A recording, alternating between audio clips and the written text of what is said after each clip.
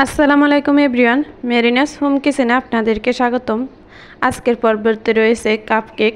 অনেকে কেক বানান কিন্তু বেকারির স্বাদে পারফেক্ট কাপকেকটা বা কেকটা বানাতে পারেন না।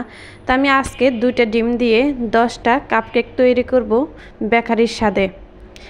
এই রেসিপিটা দেখে যদি স্টেপ বাই স্টেপ সম্পূর্ণ রেসিপিটা ফলো করেন তাহলে অবশ্যই বেকারির স্বাদে কাপকেক ঘরে বসে তৈরি করতে পারবেন। আর এই কেকটা এতই সফট, এতই স্পঞ্জ হয়েছে যে দেখেই বুঝতে পাচ্ছেন ভিতরে কেমন হয়েছে। চলে যাব মূল রেসিপিতে। একটা মিক্সিং বলে আমি 2টা নর্মাল তাপমাত্রা থাকা ডিম নিয়েছি। এর মধ্যে হাফ কাপ চিনি দিয়ে ইলেকট্রিক বিটারে সাদা হয়ে আসা পর্যন্ত বা চিনিটা গলে যাওয়া পর্যন্ত আমি বিট করে নেব। আপনারা চাইলে ইলেকট্রিক বিটার ঘরে না থাকলে হ্যান্ড উইক্স দিয়ে একটু সময় নিয়ে করতে পারেন।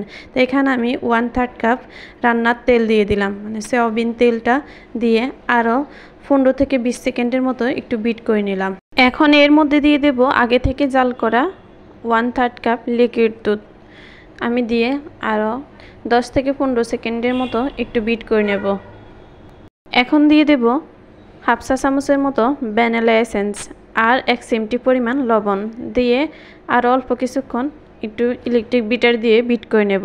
এই পর্যায়ে বিটারের কাজ শেষ। একটা চালনি উপর দিয়ে বসিয়ে এর উপরে আমি হাফ কাপ মেজারমেন্ট কাপের 2 কাপ মানে 1 কাপ ময়দা দিয়ে দিলাম। আর এখানে 1 চা চামচ বেকিং পাউডার দিয়ে দিলাম। দিয়ে একটা চালনি দিয়ে ভালো করে সেলে নিলাম। আর একটা হ্যান্ড উইক্স দিয়ে এক পাশ থেকে ভালো করে মিশিয়ে নিলাম। একটু সময় নিয়ে ভালো করে মিশালে দেখবেন ব্যাটারটা সম্পূর্ণ রেডি। এই যে আমার ব্যাটারের ঘনত্বটা ঠিক এমন হবে। তো ব্যাটারটা সম্পূর্ণ রেডি হয়ে গেছে।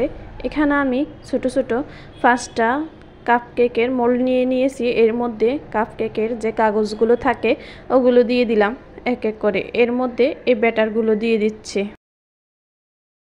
একটা মোল্ডের মধ্যে কি পরিমাণ ব্যাটার দিতে হবে ওটা একটু লক্ষ্য করে দেখুন।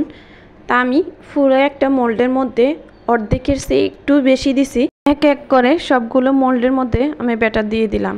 তো আমার এই 5টা কাপ কেক হয়ে আরও 5টা কাপ কেক হবে। তো আমি ওই মোল্ডের মধ্যে আরও 5টা কাপ কেকে নিয়ে নিলাম।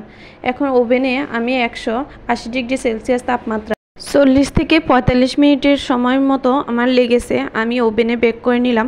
আপনারা চাইলে চুলায় করতে পারেন। তো আমি এই গরম গরম কেকগুলো আপনাদেরকে একটু পরিবেশন করে দেখাচ্ছি, যেহেতু হাতে সময় ছিল কম। যদি আমার রেসিপিটা ভালো লেগে থাকে অবশ্যই আমার পেজে একটা ফলো দিয়ে পাশে থাকবেন আর আমার ইউটিউব চ্যানেলে সাবস্ক্রাইব করে দিবেন।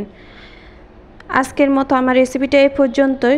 সবাই ভালো থাকবেন, সুস্থ থাকবেন। আল্লাহ হাফেজ। আসসালামু আলাইকুম।